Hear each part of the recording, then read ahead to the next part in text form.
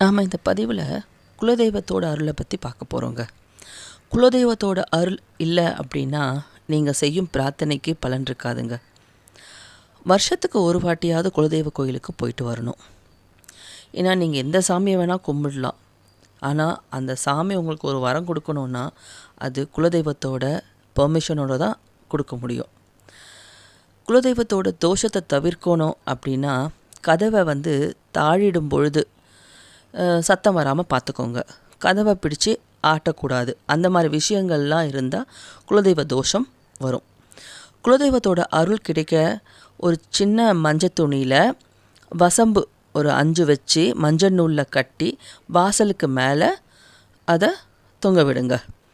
இப்படி செய்கிறது மூலமாக குலதெய்வ தோஷத்திலிருந்து உங்களால் விடுபட முடியும். இதெல்லாம் நம்பிக்கை இருக்கிறவங்க செய்யுங்க, இல்லாதவங்க விட்டுடுங்க. தேங்க்யூ.